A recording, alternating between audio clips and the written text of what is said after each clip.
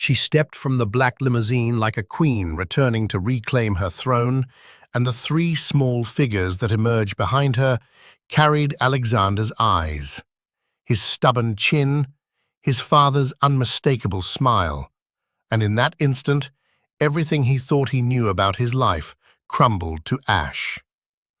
The mahogany conference table reflected Alexander Whitmore's steely expression as he ended another call that would cost someone their livelihood. Outside his penthouse office, Manhattan sparkled like scattered diamonds, a kingdom he'd built through ruthless precision and calculated indifference. "Sir, the funeral arrangements are confirmed for tomorrow," his assistant Miranda announced, barely glancing up from her tablet. "Black cars will arrive at 10. The service begins at 11. Alexander didn't look up from his merger documents. "Cancel the cars. I'll drive myself." "Sir, with respect, this is your father's funeral. The board expects me to grieve on schedule?" His laugh held no warmth. "My father and I said everything we needed to say years ago. This is just ceremony." But his hands trembled slightly as he signed another contract, because that wasn't entirely true. Charles Whitmore had died with words unspoken between them, with disappointments that cut both ways. The old man had never understood Alexander's drive, his need to prove that their family name meant more than inherited wealth. Welcome back, my beautiful family and friends. If you're hooked in and you're ready to enjoy this story, click subscribe and let me know in the comments where you're watching from. Because tomorrow, I will be giving you another story just as interesting as this one, and you don't want to miss it. Now, let us begin. Across the city, in a modest Queen's apartment that smelled of fresh-baked cookies and children's laughter, Isabella Martinez knelt before three identical faces, each one a perfect echo of the man who'd shattered her world 5 years ago. "Mommy, why do we have to wear dark clothes?" Sophia asked, her tiny fingers struggling with buttons that seemed designed to frustrate 4-year-old hands. "We're going to say goodbye to someone important," Isabella replied, her voice steady despite the storm in her chest. She helped Sophia while keeping an eye on her brothers. Matteo was trying to tie his own shoelace, with the same determined expression his father once wore during business negotiations, while Diego stared out the window with that distant look that made Isabella's heart ache. They were Alexander in miniature, his dark hair that refused to lay flat, his intense brown eyes that seemed to hold ancient wisdom, even his way of tilting his head when deep in thought. Every day she saw him in them, and every day she was grateful he'd never seen them. "Will Daddy be there?" Diego asked quietly. The question hung in the air like smoke. Isabella had been dreading this moment for years, knowing it would come eventually. Her children knew their father existed. Somewhere out there was a man who looked like them, but had chosen not to be part of their story. "Yes, sweetheart, he'll be there." "Will he know we're his boys? And that Sophia is his girl?" Matteo looked up from his shoelace with heartbreaking hope. Isabella's throat tightened. He'll know. She'd practiced this day in her mind 1,000 times, imagined the moment Alexander would see what he'd never bothered to discover. Part of her wanted to hurt him the way he'd hurt her, but mostly she wanted her children to meet their father, to have the chance at a relationship she'd never been able to give them. The limo she'd rented, a splurge that had drained her savings but felt necessary for this moment, waited outside like a black chariot, carrying them toward destiny. Isabella had learned to navigate Alexander's world once before, had worn designer gowns and attended charity galas at his side. She knew the power of appearances, the language of luxury his circles spoke. Today, she would speak that language fluently. "Are you ready?" she asked her children, straightening Diego's tiny tie. 3 solemn nods answered her. "Remember what we talked about. Stay close to Mommy, be respectful, and no matter what happens, know that I love you more than all the stars in the sky." "We love you too, Mummy," they chorused, and Isabella felt her armor clicking into place. Not the brittle shield of anger she'd worn for years, but something stronger, the protective fierceness of a mother about to change her children's lives forever. As the limo pulled away from their simple life toward the complex world of Alexander Whitmore, Isabella whispered a prayer to Charles Whitmore's departing spirit. "Let this bring healing, not more heartbreak. Let him see what love truly looks like." The morning sun caught the Manhattan skyline ahead, and for the first time in 5 years, Isabella Martinez was driving directly toward the man who'd once held her heart, carrying with her the three most precious pieces of proof that love, once real, leaves marks that time cannot erase. The morning mist clung to Woodlawn Cemetery like whispered secrets, and Alexander stood beside his father's mahogany casket, feeling nothing but the bite of October air through his tailored coat.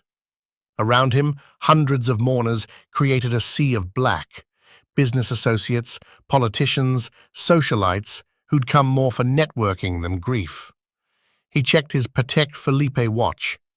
11:15. The service should have started by now, but they were waiting for someone. His stepmother Victoria kept glancing toward the cemetery gates with barely concealed irritation. "Who exactly are we waiting for?" Alexander asked the funeral director. "A Mrs. Martinez." The name stirred something in Alexander's memory, but before he could place it, a murmur rippled through the crowd. Heads turned toward the entrance, like flowers following the sun. A black limousine, not just any car, but a Rolls-Royce that commanded attention, glided through the gates with the kind of presence that made conversations stop mid-sentence. Alexander felt his pulse quicken without understanding why. The car stopped 30 feet from the graveside service, and the driver stepped out to open the rear door. Time fractured. A woman emerged first, tall, elegant, wearing a black dress that managed to be both respectful and stunning. Her dark hair was pulled back in a way that emphasized the sharp beauty of her face, and when she turned toward the crowd, Alexander's breath caught in his throat. Isabella, his ex-wife, the woman he'd divorced 5 years ago when she'd become too emotional, too clingy for his ascending empire. The woman who'd cried when he'd told her their marriage was holding him back from his potential. But before he could fully process her presence, 3 small figures stepped out behind her. The world stopped. 3 children, 2 boys and a girl, stood in perfect formation beside Isabella, their tiny hands clasped behind their backs in identical poses. They wore matching dark outfits, and their faces— Jesus Christ. Alexander staggered backward, his hand finding the nearest headstone for support, because he was looking at himself, 3 versions of himself at age 4, staring back at him with his own dark eyes, his own stubborn jaw, his own way of standing with shoulders squared against the world. The resemblance wasn't subtle or questionable. It was undeniable, overwhelming, impossible to dismiss. Each child carried his DNA like a signature, written in flesh and bone. The little girl had his mother's delicate nose, but his determined chin. One boy had his exact eyebrow arch, while the other held his head with the same slight tilt Alexander used when analyzing a problem. Triplets. The word slammed into his consciousness like a physical blow. Isabella had been pregnant when he'd left her. She'd tried to tell him something that last day, had been emotional and desperate, but he'd been too focused on his merger, too annoyed by her tears, to listen. "Alexander?" Victoria's voice seemed to come from underwater. "Do you know that woman?" He couldn't speak, couldn't breathe. Around him, the funeral crowd was buzzing with whispers, and pointed stares. His business rivals were already calculating angles. His friends were taking photos with their phones, and his PR team would be in crisis mode within the hour. But all Alexander could see were those three perfect faces, his father's grandchildren, whom Charles had never known existed. Isabella walked toward the crowd with fluid grace, her children flanking her like small soldiers. She didn't look at Alexander directly, but he felt the weight of her presence, the carefully controlled power in her movement. This wasn't the broken, pleading woman he'd left behind. This was someone who'd transformed pain into strength. When she reached the edge of the crowd, she stopped and addressed the funeral director in a clear voice that carried across the cemetery. "I'm Isabella Martinez. These are Charles Whitmore's grandchildren, Sophia, Mateo, and Diego. We've come to pay our respects." Grandchildren. The word hit the crowd like a grenade. Alexander heard gasps, saw his stepmother's face go white, watched as his board members began frantic phone conversations. The media vultures who lurked at every high-profile funeral were already moving closer with their cameras. But Alexander only had eyes for the children, his children, who were looking around the crowd with curious, intelligent expressions. They were beautiful, perfect, and they were his.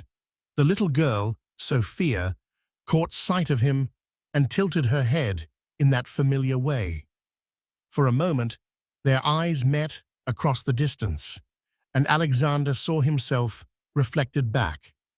The same intensity, the same searching look he'd worn as a child, trying to understand the adult world. "Mommy," she whispered, tugging on Isabella's hand. "Is that him?" Isabella's composure cracked for just an instant, a flash of vulnerability that reminded Alexander of the woman he'd once loved. She knelt beside her daughter and whispered something that made all three children nod solemnly. Then Isabella stood and walked directly toward Alexander, her chin raised, her steps measured and purposeful. The crowd parted like the Red Sea, sensing the electricity in the air, the moment of reckoning that had been 5 years in the making. She stopped 3 feet away from him, close enough that he could smell her familiar perfume, far enough to maintain her dignity. "Hello, Alexander," she said quietly, her voice steady, but her hands trembling slightly. "I'm sorry for your loss. Your father was a good man." "Isabella, hesitantly, "Are they?" Gravely, "Yes." The single word carried the weight of 5 years of secrets, 5 years of raising his children alone, 5 years of protecting them from his rejection. "They're yours, ours. What would you do if you discovered you had children you never knew existed? How do you think seeing them for the first time would change everything?" Let us know in the comments. Alexander looked past her at the 3 small faces watching him with his own eyes and felt something fundamental shift inside his chest. Not just shock or surprise, but a recognition so deep it felt like coming home and losing himself simultaneously. His children, his flesh and blood, his father's legacy, standing in a cemetery where Charles would never get the chance to hold them, to spoil them, to love them the way grandfathers do. My God. And for the first time in decades, Alexander Whitmore felt his carefully constructed world begin to crumble, not in defeat, but in the terrible, beautiful realization that he'd been living the wrong life entirely. The funeral service became a blur of whispered prayers and sideways glances. Alexander stood frozen beside his father's casket, acutely aware of Isabella and the children, positioned across the grave like a mirror image of the family he'd never known he had.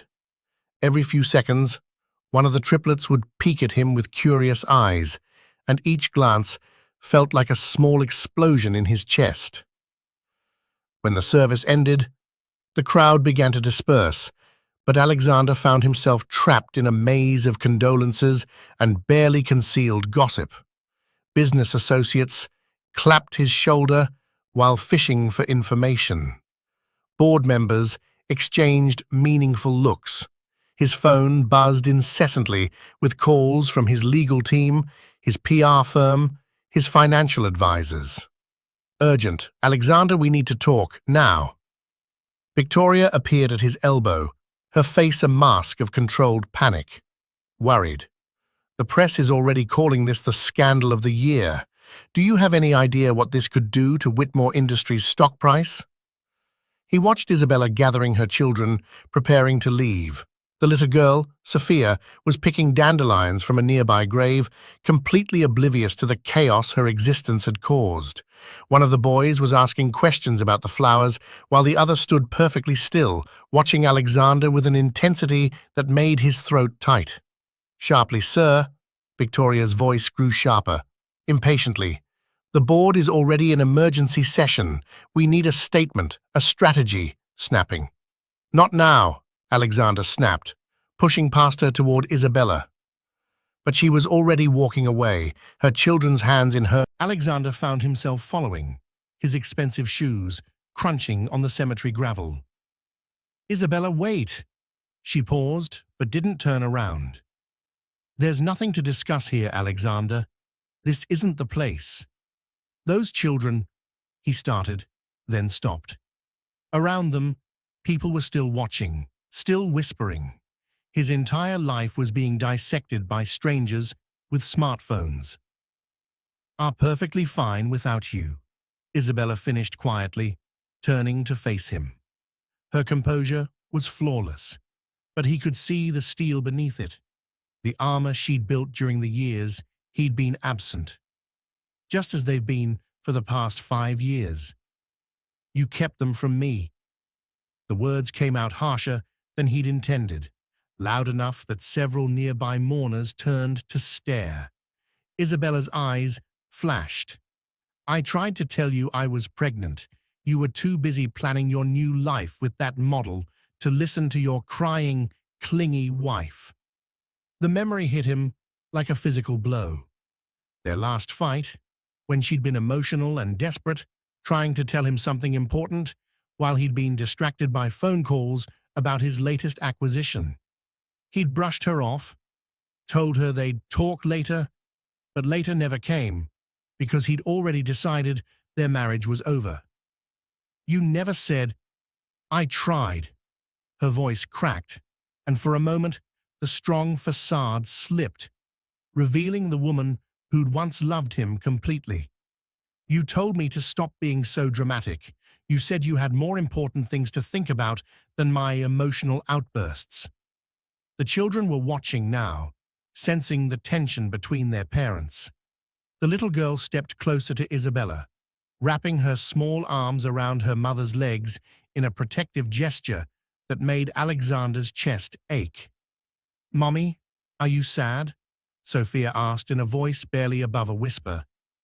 Isabella immediately knelt down, her public mask replaced by pure maternal love. No, sweetheart. Mummy's just talking with your father. Father. The word felt foreign and overwhelming. Alexander stared at the 3 faces looking up at him, his children, his blood, his responsibility, and felt something close to panic rising in his throat. I need time, he said suddenly, backing away. I can't process this right now. Isabella's expression hardened. Of course you can't. Just like you couldn't process our marriage when it became inconvenient. That's not fair. You're ambushing me at my father's funeral. Your father's funeral that his grandchildren had every right to attend, Isabella shot back, standing and pulling her children closer.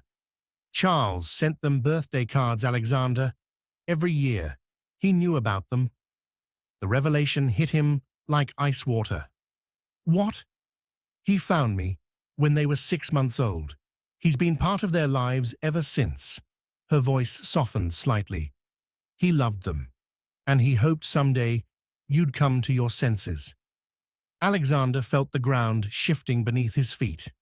His father, the man he'd thought disapproved of his choices, had been secretly maintaining a relationship with grandchildren Alexander never knew existed. The implications were staggering, the sense of betrayal complete. "You turned my own father against me," he accused, grasping for anger because it was easier than confronting the devastating truth. "I didn't turn anyone against anyone," Isabella replied with deadly calm. "Charles made his own choices, just like you made yours." The limousine driver approached discreetly, clearly eager to escape the growing attention from photographers who'd appeared from nowhere. Isabella nodded to him, then looked back at Alexander one last time. "If you want to know your children, you know where to find us, but I won't let you hurt them the way you hurt me. They deserve better than a father who sees them as a problem to be managed." She began walking toward the car, the triplets following, like small ducklings.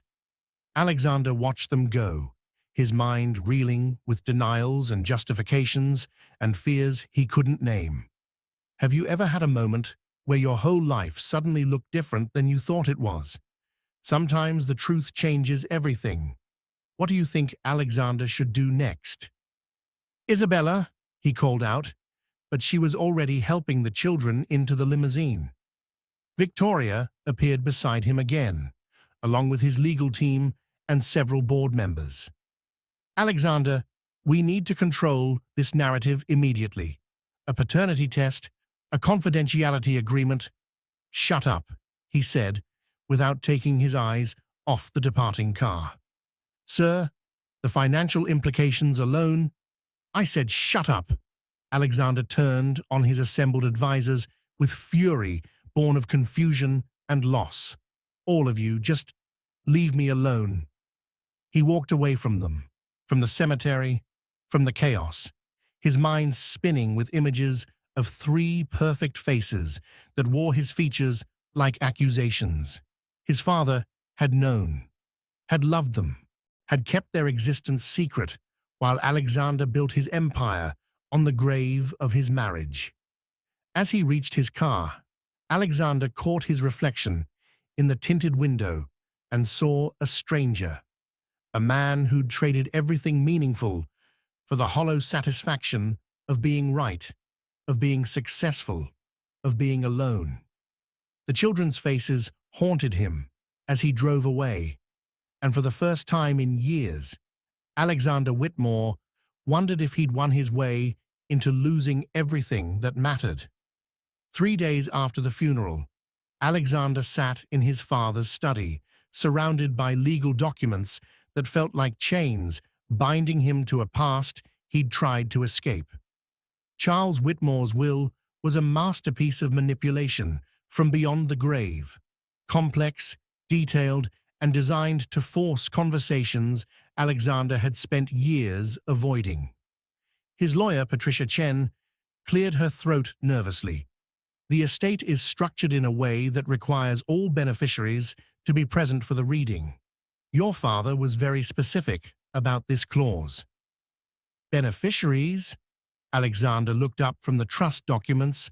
"I'm the sole heir." "Actually, sir, you're not." Patricia's expression was carefully neutral.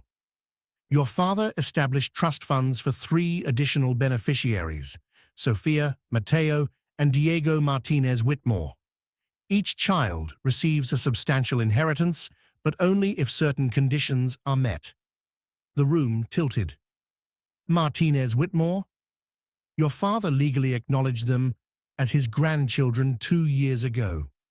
The trusts can only be activated with both parents present, and there's a codicil requiring a minimum of 3 family meetings over the next 30 days to ensure proper consideration of the children's welfare." Alexander slammed the document down. "He's manipulating us from the grave." He's protecting his grandchildren, Patricia corrected gently. The trusts are worth $25 million each, Alexander, but if the conditions aren't met, the money goes to charity, and your own inheritance is significantly reduced. Before Alexander could respond, his assistant knocked on the door. Sir, Mrs. Martinez is here for the appointment.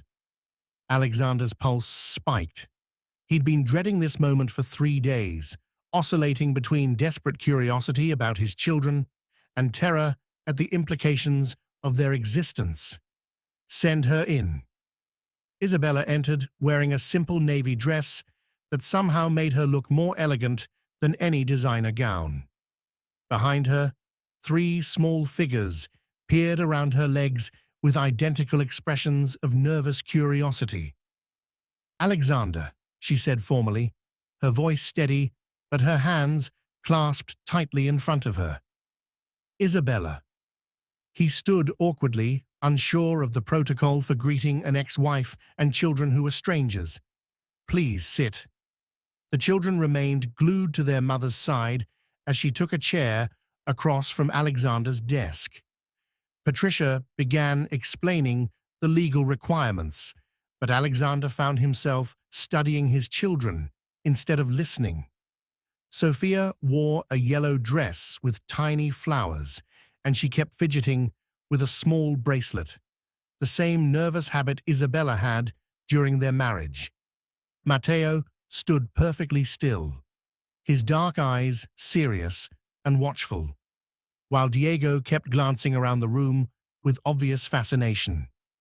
Which means you'll need to meet regularly over the next month, Patricia was saying. The court-appointed mediator will oversee the process to ensure the children's best interests are protected. A mediator? Alexander's attention snapped back. Your father didn't trust either of you to handle this maturely on your own, Isabella said dryly. Apparently, he was right. Before Alexander could respond, Diego stepped forward slightly. Are you really our daddy? The question hung in the air like a challenge.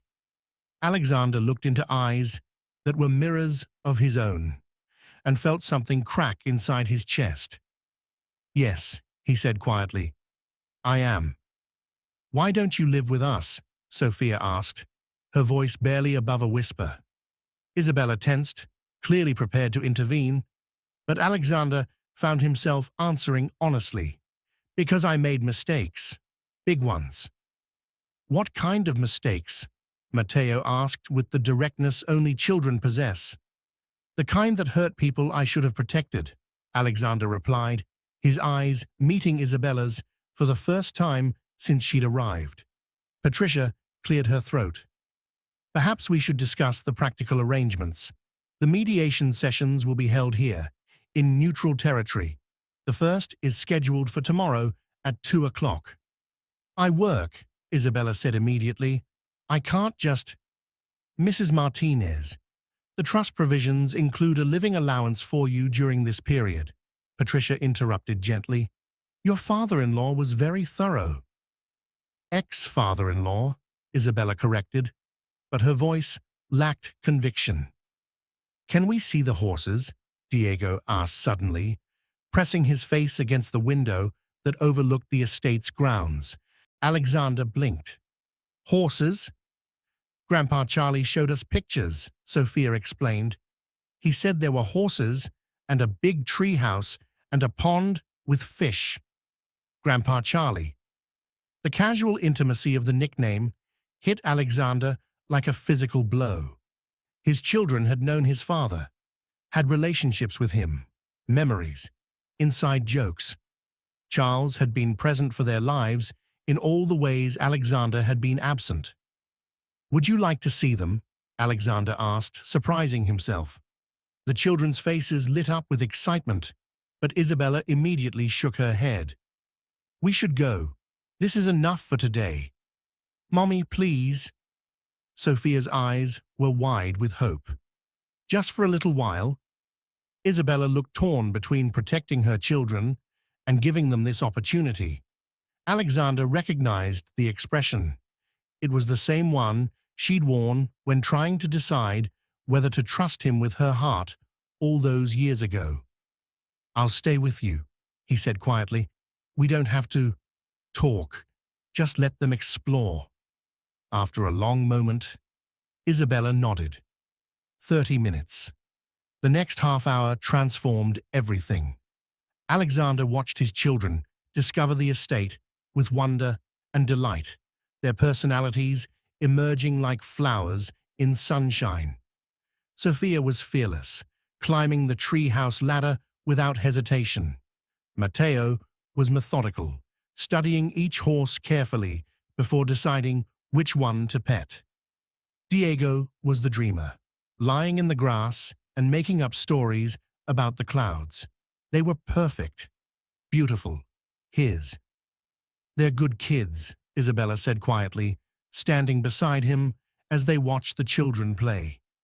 "They're incredible," Alexander replied, his voice rough with emotion. "You did an amazing job raising them." "I had help," Isabella admitted. "Your father, he was wonderful with them. They adored him." The admission hung between them, heavy with implications. Alexander had spent 5 years believing he was building something important, while his father had been building relationships with the grandchildren Alexander never knew existed. "Why didn't he tell me?" Alexander asked. Isabella was quiet for a long moment. "He said you needed to find your own way back to what mattered. He hoped you would, eventually. And if I hadn't, then at least the children would know they had one grandfather who loved them unconditionally." How do you rebuild trust after years of separation and hurt? What would it take for you to forgive someone who missed the most important moments? Share your thoughts below. As the sun began to set, the children reluctantly said goodbye to the horses and gathered around Isabella, tired but happy. Alexander felt an unexpected pang of loss as they prepared to leave. "Will we see you tomorrow?" Diego asked, looking up at Alexander with hopeful eyes. "Yes," Alexander said, the word coming out stronger than he'd expected. "I'll be here." As they walked toward Isabella's car, Sophia suddenly ran back to Alexander and wrapped her small arms around his legs in a fierce hug. "Bye, Daddy," she whispered, and then ran back to her mother without looking back. Alexander stood frozen in the driveway long after their car disappeared, the ghost of his daughter's embrace burning through his carefully constructed defenses like sunlight through storm clouds. For the first time in years, Alexander Whitmore was exactly where he needed to be, and terrified of what that meant.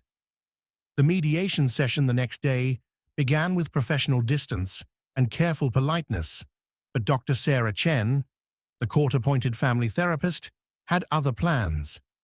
She'd arranged the estate's family room with deceptive casualness, comfortable chairs in a circle, toys scattered nearby for the children, and photo albums stacked on the coffee table. "Before we discuss custody arrangements," Dr. Chen said, "I think it's important that everyone understands the family history. Alexander, your father left these for you." She handed him a leather portfolio marked with his name in Charles Whitmore's distinctive handwriting. Alexander's hands trembled slightly as he opened it, revealing dozens of photographs he'd never seen before. The first image stopped his heart. Isabella in a hospital bed, exhausted but radiant, holding 3 impossibly tiny babies. She looked so young, so vulnerable, so alone. The timestamp read, September 15th, 2020, exactly 9 months after their divorce was finalized. "Dad was there," Alexander whispered. "He was the first person I called when I went into labor," Isabella said quietly, not meeting his eyes. "I didn't have anyone else." Alexander flipped through more photos, his father holding the triplets, teaching them to walk, reading bedtime stories, celebrating birthdays. In every image, Charles wore an expression Alexander rarely remembered seeing. Pure, uncomplicated joy. "Why these?" Alexander asked Dr. Chen, his voice strained.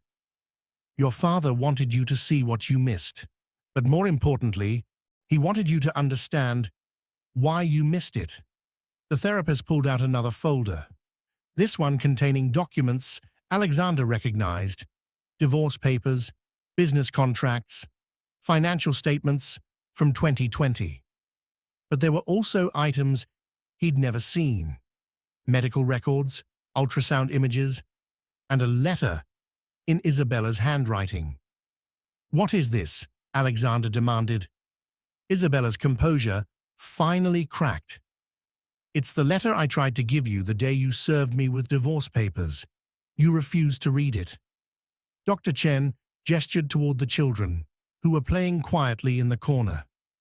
"Would you like them to go to another room while we discuss this?" "No," Isabella said firmly. "They're old enough to understand their history. I won't have any more secrets." Alexander opened the letter with shaking hands. Isabella's familiar handwriting swam before his eyes. "My dearest Alexander, I know you've made up your mind about us, about our marriage, about what you think you need to be happy.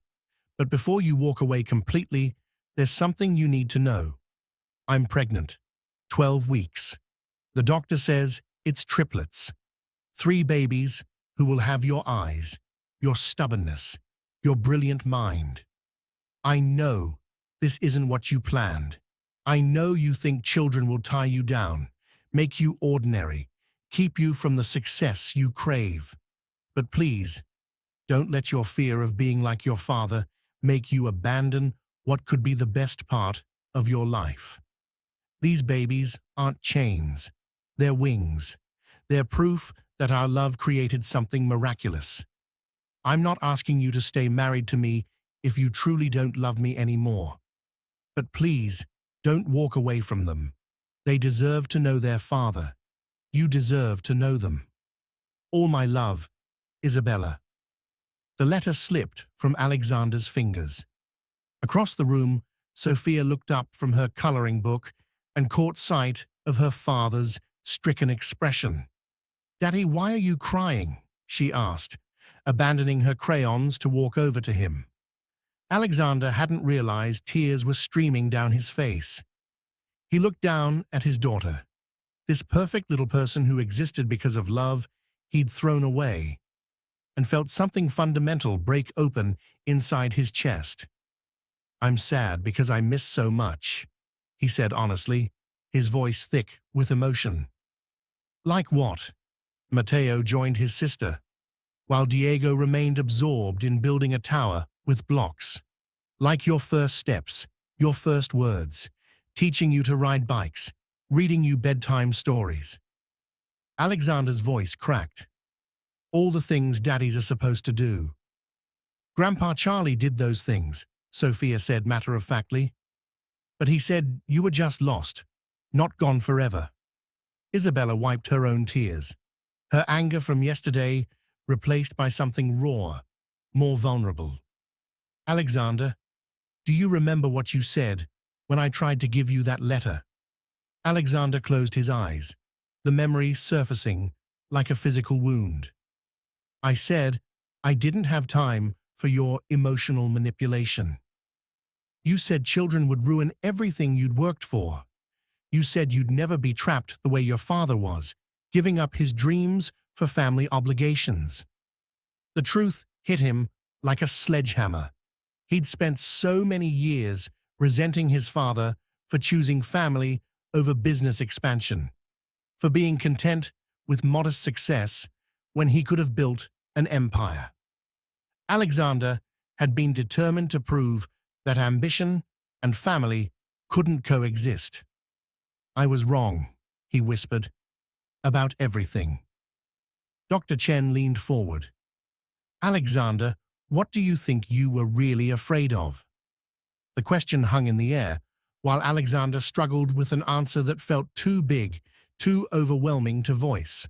Finally, he looked at Isabella, really looked at her, seeing past his own defenses to the woman who'd loved him completely and whom he'd abandoned at her most vulnerable moment. "I was afraid of failing them," he admitted. "My father worked 60-hour weeks to provide for us, but he was never really there. I thought if I became successful enough first, I could be the father they deserved later. But there was always one more deal, one more goal, one more reason to wait. And while you were building your empire," Isabella said softly, "they were building their lives without you." Diego suddenly appeared at Alexander's elbow, having quietly approached during the conversation. He held up his block tower, a complex structure that looked remarkably like a building. "I made your office," he announced proudly. "Grandpa Charlie showed me pictures." Alexander stared at the child's creation, seeing his own obsessions reflected in his son's careful architecture. "It's perfect, buddy." "Do you want to help me make a house next to it?" Diego asked. "For us to live in?" The innocent question shattered the last of Alexander's resistance. He slid off his chair onto the floor beside his son, his expensive suit forgotten. "I'd like that very much. What moments in your own life have you realized you were chasing the wrong things? Sometimes the most successful people are the ones who figure out what really matters. What do you think matters most?" As they built together, Isabella watched with an expression Alexander couldn't quite read. Not forgiveness, not yet, but perhaps the first crack in the wall she'd built around her heart. "There's something else," she said quietly as the children played. "Something I need you to understand about why I didn't fight harder to reach you." Alexander looked up from the blocks, seeing shadows in her eyes he'd been too self-absorbed to notice before. 3 months after they were born, I had postpartum depression. Severe. Your father found me one day when I couldn't get out of bed, couldn't take care of them. He probably saved all our lives. The revelation hit Alexander like ice water. While he'd been celebrating business victories and dating models, Isabella had been drowning, alone with 3 babies, and emotional darkness he'd never bothered to understand. "Isabella, I'm not telling you this for pity," she said firmly. "I'm telling you because you need to understand what we survived without you, what we built from the ashes of what you left behind." Alexander looked at his children, these resilient, beautiful souls who'd thrived despite his absence, and felt the full weight of everything he'd lost, everything he'd failed to be. But for the first time in 5 years, he also felt something else. Hope that it might not be too late to become the man they deserved. Over the next week, something unexpected began to bloom in the spaces between Alexander's carefully scheduled life. What started as court-mandated visits evolved into genuine moments, small, precious fragments of the family life he'd never allowed himself to imagine. It began with breakfast. Isabella had brought the children to the estate early for their 3rd mediation session, but Dr. Chen was running late due to traffic. Alexander found himself awkwardly offering coffee while the triplets explored the kitchen with wide-eyed fascination. "Can we make pancakes?" Sophia asked, climbing onto a stool to peer at the massive stove that looked like it belonged in a restaurant.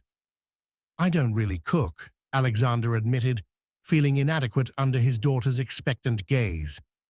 "We can teach you," Mateo said seriously. "Mommy showed us how. You just need eggs and flour and love," Diego finished solemnly. "Mummy says that's the most important ingredient." Isabella watched from the doorway, her expression unreadable. "You don't have to—" "I want to learn," Alexander interrupted, surprising them both. He looked at his children, and felt something shift in his priorities. "Show me." What followed was the most chaotic, flower-covered, joy-filled hour of Alexander's adult life. Sophia insisted on cracking eggs with her tiny hands, resulting in more shell than egg in the bowl. Matteo measured ingredients with scientific precision while explaining the chemistry of baking to anyone who'd listen. Diego stood on a chair beside Alexander, narrating everything in his soft, dreamy voice. "Now you flip it, Daddy, like this, whoosh," Diego demonstrated with an imaginary spatula, his face glowing with excitement at being the teacher for once. When Alexander's first pancake landed half on the ceiling, the children erupted in giggles that filled the kitchen with warmth Alexander hadn't felt in years. Even Isabella smiled. A real smile, not the careful politeness she'd maintained all week. "Your turn," Alexander said, offering her the spatula. "I shouldn't." "Please, Mommy," Sophia bounced excitedly. "Show Daddy how to do it right." For a moment, Isabella hesitated.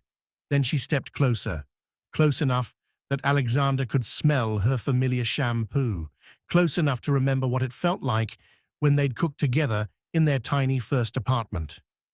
Her hand covered his on the spatula handle, guiding his movement. "Gentle," she murmured, and Alexander wasn't sure if she was talking about the pancake or something much more fragile. The pancake flipped perfectly, and the children cheered.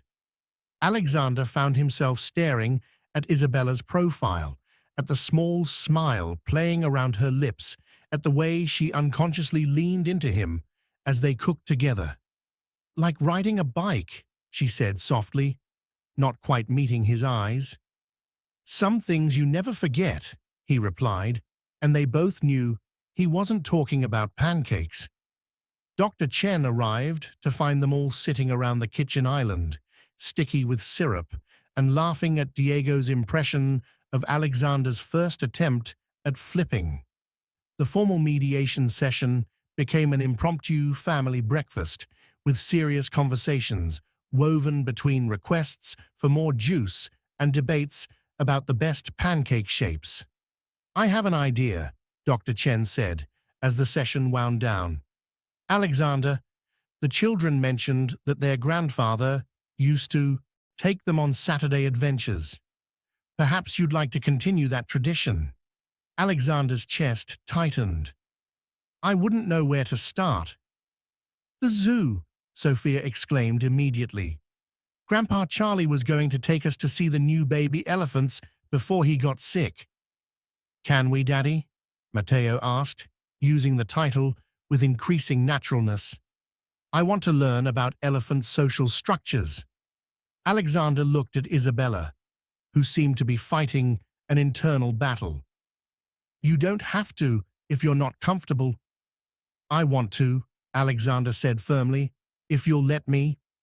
"What small moments do you think build the strongest relationships?" "Sometimes it's not the grand gestures, but the everyday experiences that matter most."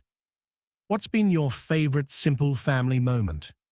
Saturday arrived with October sunshine and 3 excited children bouncing in Alexander's Tesla. He'd insisted on driving them himself, despite Isabella's offer to meet them there. Somehow, the act of buckling them into car seats, of hearing their chatter and arguments and questions during the drive, felt like the most important business meeting of his life. At the zoo, Alexander discovered that being a father meant seeing the world through entirely different eyes. Everything became a source of wonder. The way penguins waddled, the sound elephants made when they trumpeted, the fact that giraffes had purple tongues. "Did you know a group of flamingos is called a flamboyance?" Matteo announced, reading from the exhibit sign with the same intensity Alexander once reserved for quarterly reports. "That's a perfect word for them," Alexander replied, watching his son's face light up with pride at being heard, at being taken seriously. Sophia was fearless, pressing her face against every barrier and asking the zookeepers dozens of questions. When they reached the butterfly exhibit, she stood perfectly still as a monarch landed on her shoulder, whispering, "Hello, beautiful butterfly." I'm Sophia. Do you want to be friends? Diego found magic in everything. The patterns on zebra stripes, the way monkeys swung through trees, the ripples water made when ducks paddled past. He slipped his small hand into Alexander's without fanfare, as if it was the most natural thing in the world. "Daddy, look," he said, pointing at a family of lions lounging in the sun. "They stay together, like us." The simple statement hit Alexander harder than any business revelation ever had. Like us, as if they were already a family, as if the years of separation could be bridged by afternoon adventures and shared wonder. When they found Isabella waiting by the elephant exhibit, Alexander's heart did something complicated at the sight of her. She'd changed from her morning work clothes into jeans and a soft sweater, her hair loose around her shoulders. She looked young and relaxed in a way he hadn't seen since their early marriage. "How was your zoo adventure?" she asked, kneeling to hug each child as they bombarded her with stories.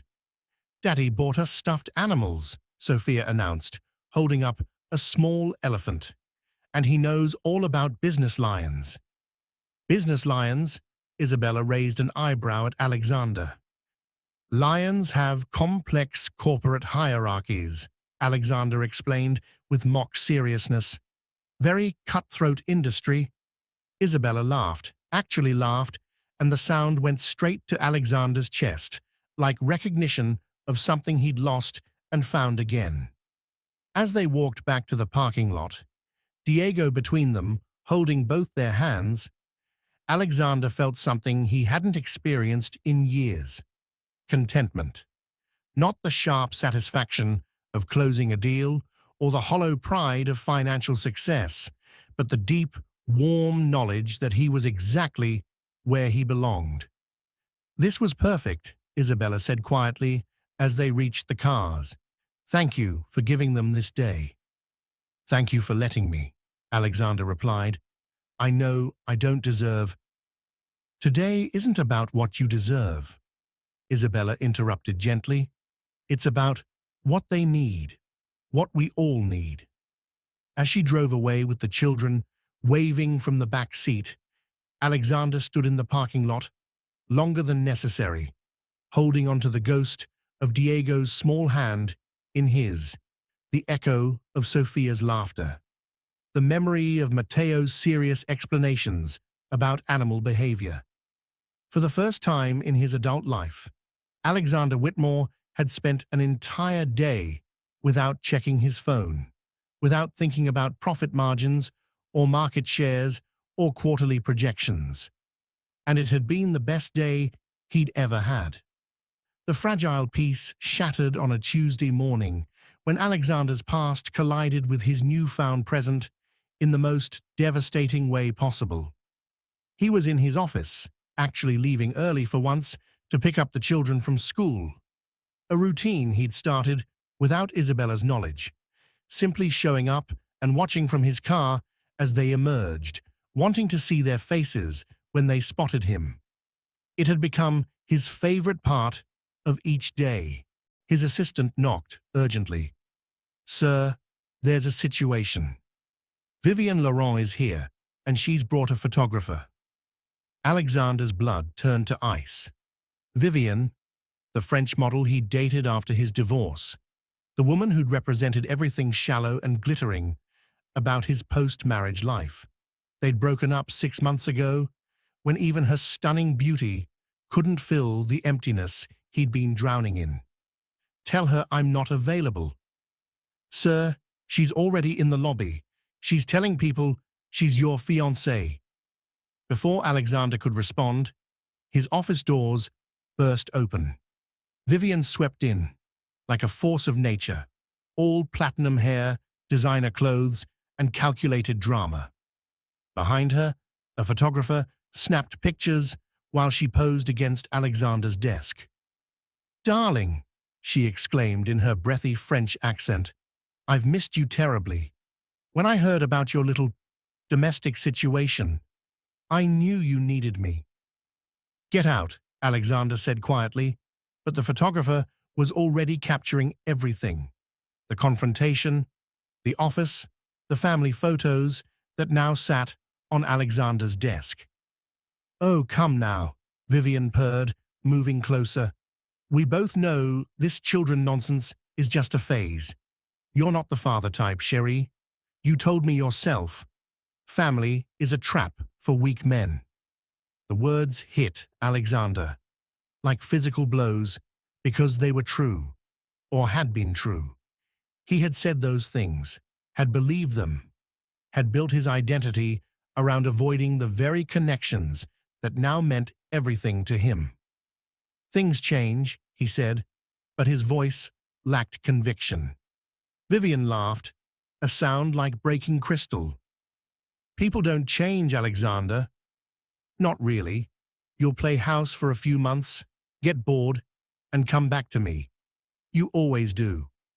She moved to kiss him, and for a crucial moment, Alexander froze. Not from desire, but from the terrible recognition that this was who he'd been, who everyone expected him to still be. The photographer captured every second. The elevator dinged, and Isabella's voice carried across the reception area. "Excuse me, I'm here to see Alexander Whitmore. We have a meeting about—" She appeared in the doorway and stopped dead, taking in the scene.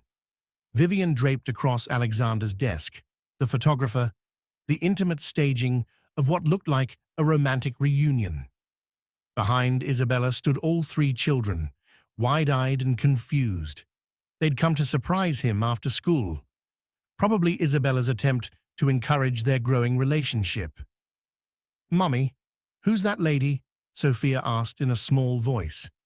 The photographer immediately swiveled, snapping pictures of Isabella and the children. "And here's the other woman and the alleged children. This is perfect." "Stop!" Alexander roared, moving to block the camera, but the damage was done. Isabella's face had gone completely white, except for 2 spots of color high on her cheeks. She looked at Alexander, really looked at him, and he saw 5 years of hurt crystallize into something harder, more final. "I see," she said, with devastating calm. "We shouldn't have interrupted. Children, we're leaving." "But Daddy said he'd help me with my school project," Matteo protested, clutching a small poster about family trees. "Daddy's busy," Isabella replied, her voice steady, but her hands shaking as she gathered her children. Alexander pushed past Vivian, desperate to explain. "Isabella, this isn't— she just showed up." "It doesn't matter." Isabella cut him off, her eyes bright with unshed tears. "This is who you are, Alexander. This is who you've always been." Vivian chose that moment to interject. "Oh, you must be the ex-wife. Don't worry, darling. I completely understand why you'd try to trap him with children. But Alexander and I have real love, not some desperate—" "Shut up," Alexander snapped at Vivian, but Isabella was already backing toward the elevator with their children. "Wait, please." Alexander reached for Isabella's arm, but she jerked away. "Don't touch me." Her voice was deadly quiet. "And don't come near my children again." "Our children," Alexander said desperately. "No." Isabella's composure finally cracked, tears spilling over. "Our children would have a father who chose them over his image, over his ego, over women like her. You've made your choice. Again." Diego tugged on Isabella's coat. "Mommy, why are you crying? Did we do something wrong?" "No, baby," Isabella whispered, kneeling to hug him. "You did nothing wrong. Sometimes grown-ups make mistakes, and it hurts people we love." She looked up at Alexander one last time, and he saw something die in her eyes.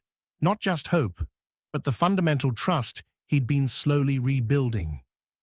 "The mediation sessions are over," she said.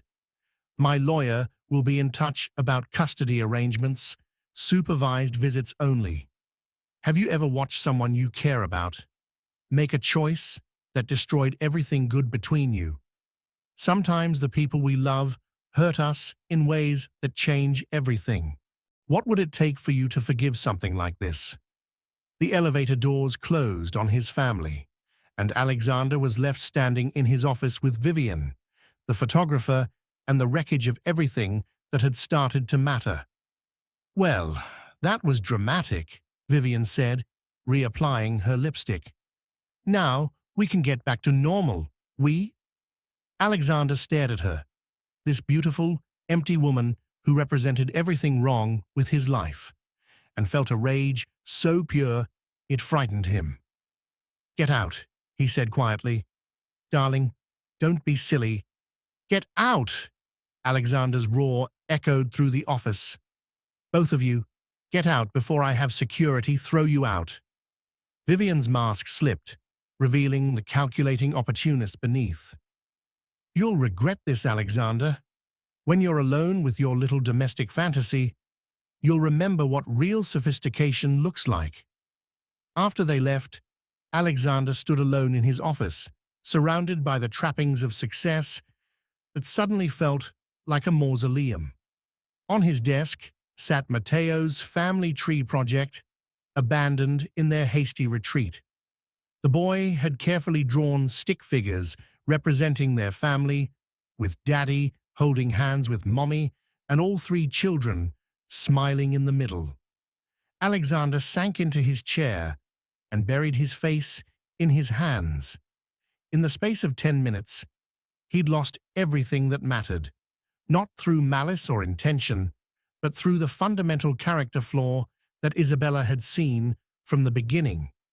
His inability to choose love over image, family over reputation, substance over surface. His phone buzzed with notifications. The photographer had already uploaded pictures to social media. The headlines were writing themselves: "Billionaire's baby drama," "Love triangle scandal," "Whitmore heir caught between two women." By evening, the story would be everywhere. His children would see their father portrayed as a man who juggled women like business deals, who couldn't commit to anyone or anything that required real sacrifice. And the worst part was that the story would be true, or true enough. Because when tested, when faced with the choice between defending his family and protecting his comfort, Alexander had frozen. He'd stood there like a coward while his past destroyed his future. Isabella was right. This was who he was. This was who he'd always been. The man who had everything, and therefore had nothing at all. Outside his window, Manhattan glittered with indifferent beauty, and Alexander Whitmore sat alone in his tower, finally understanding the true cost of his choices. His children's laughter echoed in his memory like an accusation, and for the first time in his life, Alexander wondered if some mistakes were too big to fix. 3 days of silence stretched like a chasm between Alexander and his family. 3 days of unanswered calls, returned letters, and a lawyer's cold voice informing him that Mrs. Martinez was reconsidering the custody arrangement entirely. Alexander sat in his father's study at midnight, surrounded by the photo albums Charles had left behind. Image after image of his children. Birthdays he'd missed, first steps he'd never seen. Bedtime stories read by a grandfather who'd understood what truly mattered. On the desk lay that morning's newspapers, each one featuring variations of the same humiliating story. Billionaire's baby mama drama. Whitmore heirs love triangle scandal. But worse than the tabloid coverage were the business implications, board members questioning his judgment, stockholders nervous about his stability, competitors circling like vultures sensing weakness. His phone buzzed. Victoria, his stepmother, calling for the 12th time. "Alexander, thank God. The board is meeting tomorrow morning. We need damage control." "I'm resigning from the board," Alexander said quietly. Silence. Then, "What?" Alexander, you're not thinking clearly. This scandal will blow over if we manage it properly. I'm not managing anything. I'm fixing it. By destroying your career, your father built this company. My father built a family, Alexander interrupted, his voice stronger now. The company was just how he paid for it. I got that backwards. He hung up and opened his laptop, beginning to type. An email to every board member, every business partner, every person who'd built their relationship with him on the assumption that Alexander Whitmore would always choose profit over people. Effective immediately. I am stepping down from all leadership positions at Whitmore Industries to focus on personal family matters. My father always said that a man's greatest legacy isn't what he builds, but what he leaves behind in the hearts of those he loves. I intend to discover if it's too late to build that legacy with my children.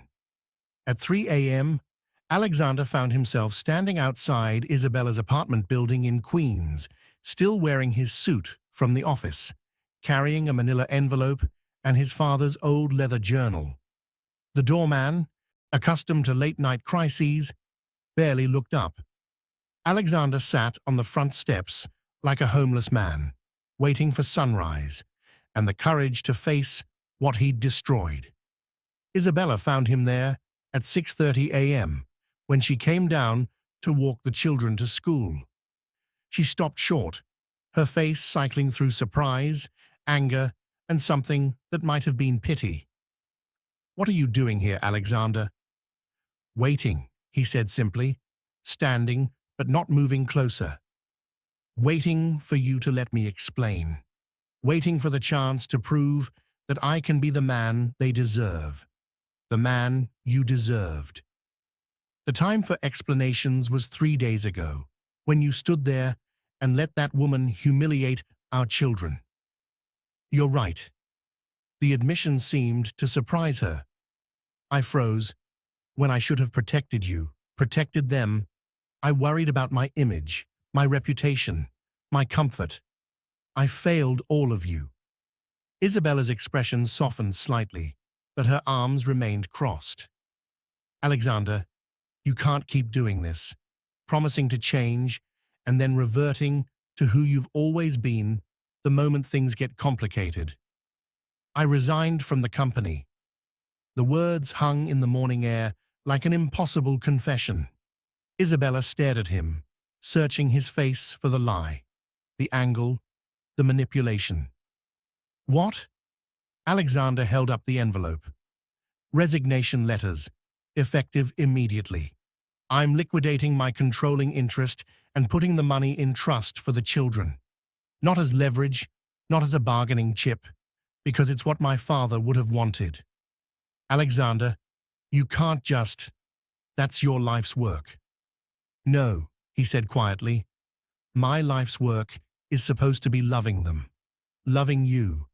I've spent 5 years building the wrong thing." Isabella's composure cracked slightly. "You'll regret this. When the novelty wears off, when being a father gets boring or inconvenient, you'll resent them for costing you everything." "Maybe," Alexander admitted, "but I'd rather risk regretting what I gave up than live with the certainty of what I've already lost."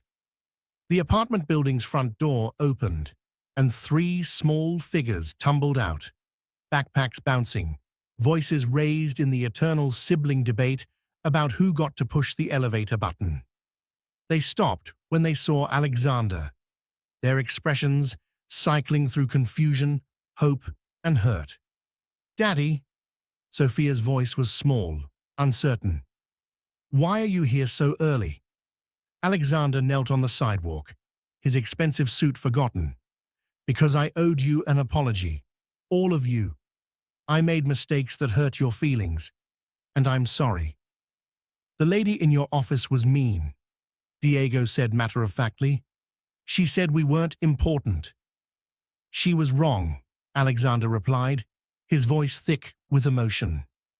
"You're the most important people in the world, and I should have told her that. I should have protected you from hearing those things." Matteo studied his father with serious eyes. "Are you going to marry her instead of Mommy?"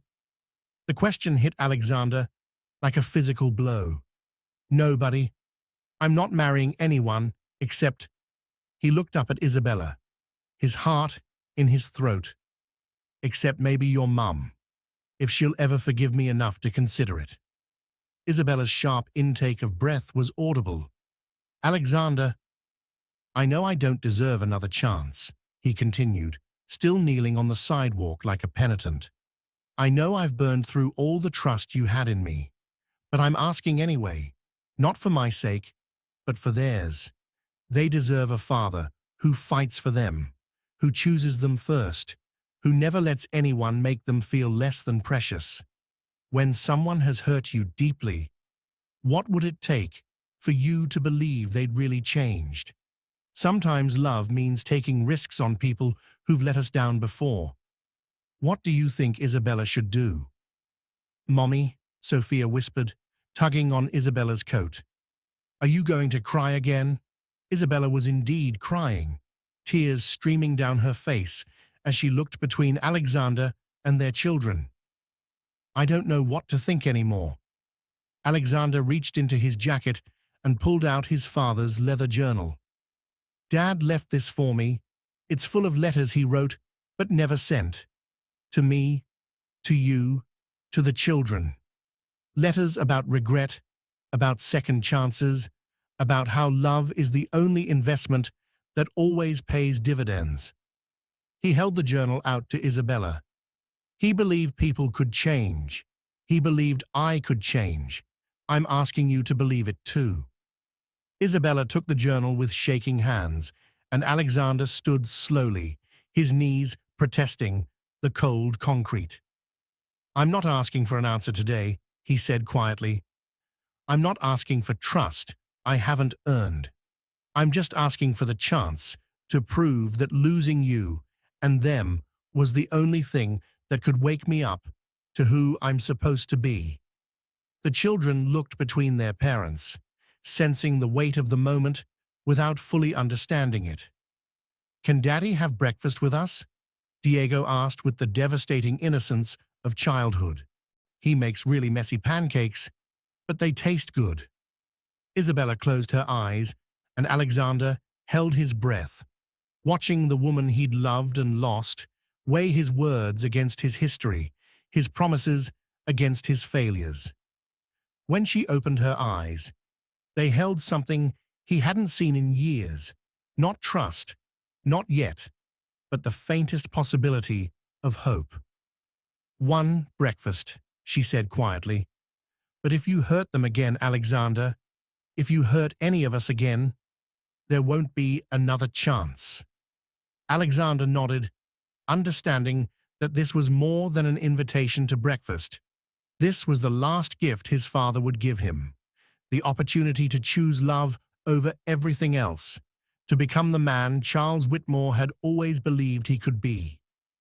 As they walked toward the apartment building together, Isabella wary but willing, the children chattering with excitement, Alexander carrying nothing but hope and determination, the morning sun caught the windows above them, and for the first time in years, Alexander Whitmore felt like he was walking toward home.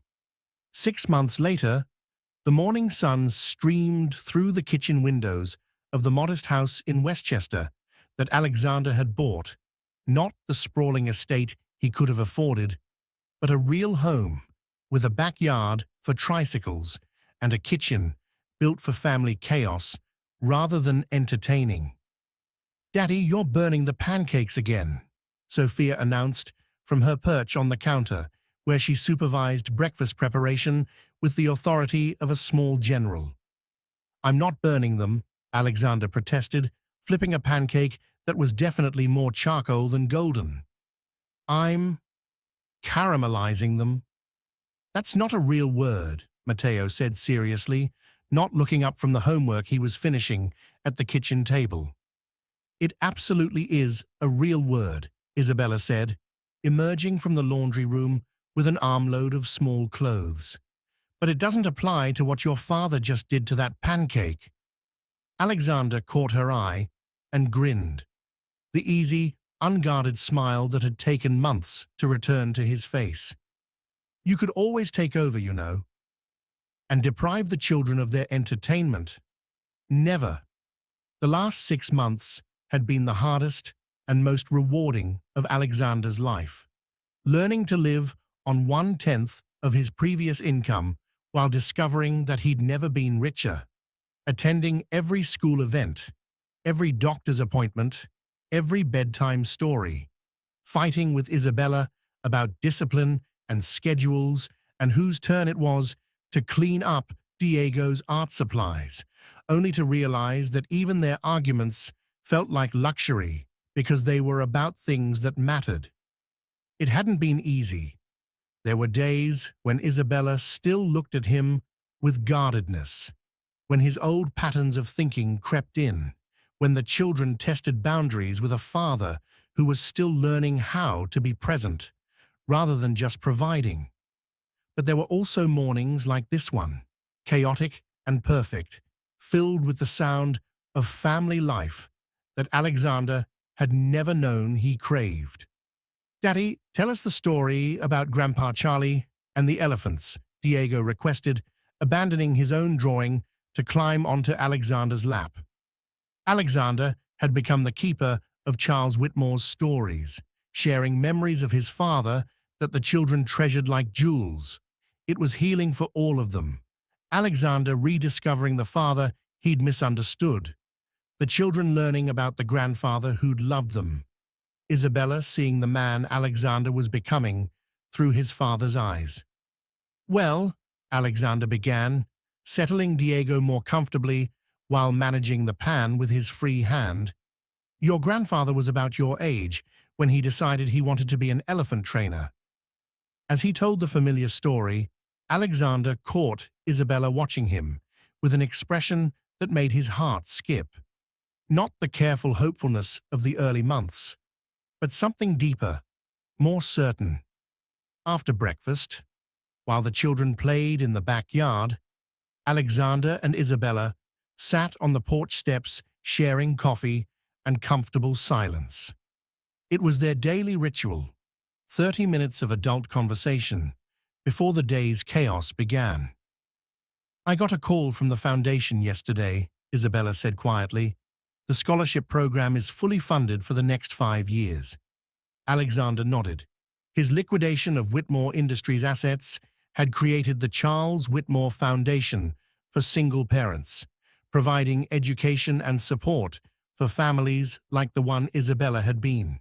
It was his father's true legacy and his own path to making amends. "Any regrets?" Isabella asked, the question she'd been asking weekly for months.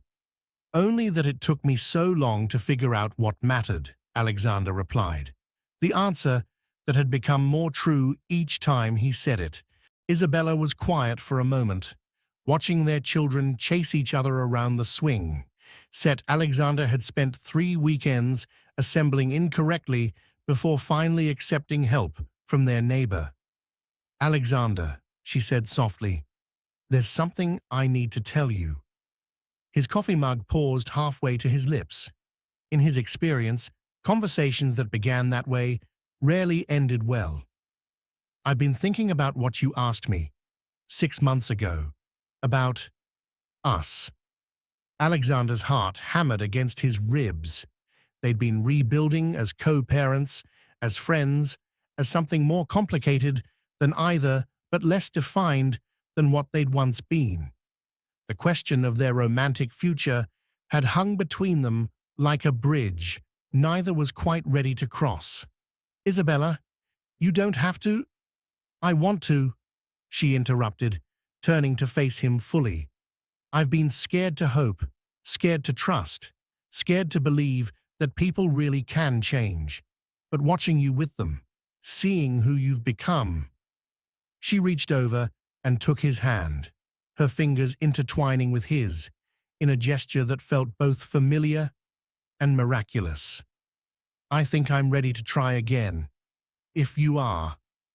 Alexander stared at her, This incredible woman who'd raised his children alone, who'd protected them from his failures, who'd been strong enough to forgive and brave enough to hope, and felt tears prick his eyes. "Isabella Martinez," he said, his voice rough with emotion, "will you marry me again?" She laughed, the sound bright and free.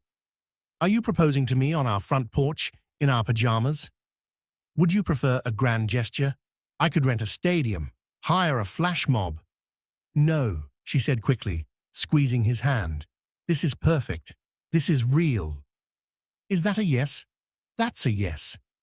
Their kiss was interrupted by three small bodies launching themselves at the porch, having apparently been eavesdropping from the bushes. "Are you getting married?" Sophia demanded, bouncing with excitement. "Does that mean we're a real family now?" Matteo asked, with the seriousness he applied to all important questions. "We've always been a real family," Isabella said, gathering them all into a group hug. "Now, we're just making it official. What does family mean to you?" Sometimes the most beautiful love stories are about finding your way back to each other. What moments in your own life have felt like coming home? That evening, as Alexander tucked Diego into bed, his youngest son looked up at him with sleepy eyes and said, "Daddy, I'm glad you came back." "Me too, buddy," Alexander whispered, kissing his forehead. "Me too." Later, as he and Isabella sat on their couch, not the designer furniture from his old penthouse, but a comfortable sectional covered in crayon marks and cookie crumbs, Alexander pulled out his father's journal. "There's one more letter in here," he said. "One Dad wrote to both of us." Isabella curled against his side as he read aloud. "My dear children, if you're reading this together, then the miracle I've been praying for has finally happened. Alexander, you've remembered that success without family is just expensive loneliness. Isabella, you've found the courage to trust love again. The children have their parents back, and I can rest knowing that my greatest investment in all of you has finally paid the dividends I always knew it would. Love each other, fight for each other, choose each other every day, and remember that the richest man isn't the one with the most money, but the one with the most love. All my devotion, Dad." As Alexander closed the journal, Isabella lifted her head to look at him. "Do you think he knew that we'd find our way back to each other?" Alexander looked around their living room, at the photos covering every surface, the children's artwork taped to the refrigerator, the chaos and beauty of the life they'd built together, and smiled. I think he never stopped believing we would. Outside, snow began to fall, dusting the windows of the house where Alexander Whitmore had finally learned the difference between having everything and having what mattered. Inside, surrounded by the family he'd almost lost forever, he understood, at last, that his father had been right about everything. The richest man wasn't the one with the most money. He was the one who'd been loved and who'd learned to love in return. And by that measure, Alexander Whitmore was the wealthiest man alive. Thank you for watching this video to the end. I'm pretty sure you enjoyed it. We have a lot of other interesting and beautiful stories lined up for you already, so click on the image showing on your screen to watch the next one.